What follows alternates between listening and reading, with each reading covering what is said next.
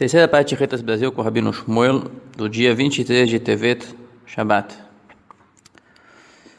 Completando a porção do sábado, então. Capítulo 15 do Tânia. Então, tudo que vimos até agora foi sobre a definição, o que é tzadik, o que é justo absoluto, o que é justo no termo verdadeiro da palavra, o que é perverso no termo verdadeiro, que qualquer tipo de transgressão é a tendência, o estado de espírito de perverso. Qualquer transgressão pequena já torna ligado àquele estado de espírito. E o Benoni é aquele intermediário que está sempre lutando e impedindo a abertura de tendências negativas. Que ele tem instintivamente essa abertura, mas ele luta e repele isso constantemente. Isso aqui é a base de explicar várias questões. A partir disso aqui, se dá compreendido o que está escrito, e vocês voltarão e perceberão a diferença entre um justo e um perverso, entre aquele que serve a Deus e aquele que não o serviu. Aparentemente aqui está repetido: aquele que serve a Deus seria o justo, e aquele que não serve seja o perverso. Diz o Rebbe que não é necessariamente a mesma coisa. A diferença entre o que serve a Deus e o justo é que aquele que serve está no meio do serviço. Quer dizer, ele tem uma luta com o mau, ele tem mau instinto. Não é que nem o justo que não tem mais mau instinto. O serviço dele não é um trabalho árduo de ficar repelindo tendências naturais dele, seus instintos. Então aquele que trabalha é o Benoni, o intermediário. Ele fica constantemente repelindo o mau instinto dele, expulsa ele de invadir o corpo dele, a sua pequena cidade, de invadir seus pensamentos, de invadir suas falas, suas ações, para que não se envolva no corpo dele. E é um esforço grande, constante. Por isso o Benoni é chamado Oved Elokim, aquele que serve a Deus. O justo é chamado Eved Hashem, Eved Elokim, quer dizer, escravo. Tem diferença entre servo, na linguagem seria tipo servo e escravo. O justo é chamado escravo como titular, ele é titular da escravatura de Deus. Que nem que falamos de um sábio, ou um rei, que já se tornou sábio ou rei. Assim, o tzadik, o justo, já fez o esforço, já conquistou o título de escravo, de servo. Então, tem uma diferença entre, no português talvez não encaixa exatamente a palavra entre Oved e Eved. Eved é o titular, tipo um escravo titular, ou um servo titular. E Oved é um que está trabalhando no título, digamos assim. Então, assim como o rei se torna rei, tem o nome, ele é titular da realeza. O sábio estudou, já se tornou sábio, é o titular da sabedoria. O servo de Deus, ele já trabalhou, o servo, o tzadik, já trabalhou, e é Eved Hashem, tipo um escravo, é titular do serviço a Deus. Já terminou o serviço com a maldade interna, com os instintos. Expulsou eles completamente, e o seu lado esquerdo do coração está vazio de qualquer tendência negativa. Ele não tem um instinto que abre tendências materialistas, egocêntricas e contrárias à vontade de Deus. Então, quando o versículo fala, vocês tornarão e verão a diferença de justo e perverso entre o que serve a Deus e o que não o serve. Esses que servem e que não o servem, os dois estão falando de um Benoni. Tem uma divisão de 2 graus dentro do próprio grau do Benoni intermediário. Existe um Benoni que tem maldade no coração dele, tem uma abertura de tendências negativas e que não tem luta constante. Aí está a questão. Existe aquele que se esforça o tempo inteiro, que já falamos dele. Esse é o Benoni típico, padrão. Mas existe um Benoni específico que é chamado Asher Lo Avador, aquele que não é perverso, mas que não está servindo a Deus ativamente. Por que não é perverso? Porque não transgrediu nunca nenhum pecado. E não negligenciou nenhuma dever. Cumpriu todas as suas mitzvot que podia cumprir. Inclusive estudo de Torá incessante, constante. Mas não há ali uma batalha com mau instinto. Quer dizer, ele está fazendo a mesma coisa que o outro, mas o primeiro tem instintos, tem resistência. O corpo dele resiste a serviço a Deus. Resiste a estudo de Torá concentrado, resiste a dedicação somente a coisas de conteúdo, coisas eternas. Existe um, não. Ele tem um corpo refinado, ele nasceu sem tanta tentação dentro dele. Aquele que ele tem de mal está ali, ele não expulsou ele. Mas ele não precisa de uma luta constante, é um caso raro até. mas existe, pode existir. O momento que a pessoa se habituou tanto, falamos no capítulo anterior que a pessoa se habitua, tenta ser um tzadik completo, então ele se habitua em abominar coisas más e egocêntricas e passageiras. Ele se habitua em amar a Deus e se alegrar completamente na contemplação da grandeza dele. E a força do hábito pode levar ele a aproximar-se do seu alvo. Mesma coisa no Benoni. A força do hábito tem uma função. Pode haver alguém que no início esse esforço depois virou uma rotina. Se ele deixa a rotina e se acostuma com uma rotina de serviço a Deus que não peca em nada e não negligencia nenhum dever, ele pede alguma coisa. Ele pede o esforço. O esforço tem um grande valor.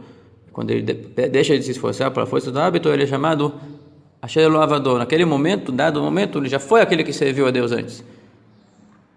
E agora ele não virou servo, porque ele ainda tem tendência negativa dentro dele, mas ele cercou o serviço a Deus de uma maneira que o mal não foi expulso, por um lado, mas o esforço não é mais requerido. Em outras palavras, ele está estudando o dia inteiro, mas ele não está procurando coisas complexas para se aprofundar, para se esforçar. Ele faz todo o seu dever gastando a menor energia possível. Também é Benoni, mas não está servindo a Deus, ele está esquivando o esforço maior. Aqui eu vou dar um exemplo de pessoas com natureza que tende a se acostumar facilmente para alguns hábitos, que tornam eles Benoni acomodados. E o Benoni acomodado não é o Benoni ideal, é chamado aquele que não está servindo a Deus. Não é pecado nenhum. Tem um grau elevado, a maioria não chega nisso. Mas se ele quer servir a Deus, ele deve saber que o esforço é requerido, quanto mais melhor. Então, como é que vai ser um Benoni que não vai ter batalha? Digamos que a luz divina está presente, está consciente da presença divina, e a sua mente controla o coração, mas sem muito esforço. O seu instinto não testa ele, não tenta tirar ele do estudo de Torá ou da reza. Ele não precisa batalhar. Existem pessoas bitoladas por natureza, chegadas ao estudo e às contemplações intelectuais. Tem uma definição antiga dos antigos médicos, que tem 4 substâncias no corpo: a preta, a branca, a vermelha e a amarela, se não me engano. Então, a substância que chama aqui de substância preta é aquela pessoa muito serena, não muito agitada, não agitada, serena, concentrada, gosta de coisas intelectuais, se aprofundar, se isolar, não é muito sociável. Então essa pessoa, ele se dedica ao estudo de Torá porque a sua natureza gosta de se isolar e ficar meditando. Pode haver uma pessoa que não tem batalha, por exemplo, de prazeres carnais. Tem uma natureza uma frieza que não está chegada aos deleites. Pode haver uma pessoa que é enjoada em tudo, não tem prazeres, ele não persegue prazeres. Existe uma pessoa então que é enjoada e não faz questão de nenhum dos prazeres, mal-humorada por natureza, e gosta de ficar, o prazer dele é ficar meditando, ficar divagando no pensamento. Esse aqui facilmente poderá se habituar e devagar em questões de Torá. Então, prazeres não tentam ele tanto, porque ele é enjoado por natureza. E estudar para ele não é uma incomodação, ele se acostuma. Então, ele não precisa meditar tanto na grandeza de Deus, gerar um amor fervente a Deus, um temor intenso para se cuidar, não transgredir as coisas que Deus proibiu. Não precisa meditar no amor a Deus. O temor impede você pecar. E o amor te impele a cumprir as mitzvot ativas, inclusive estudo de Torá com esforço.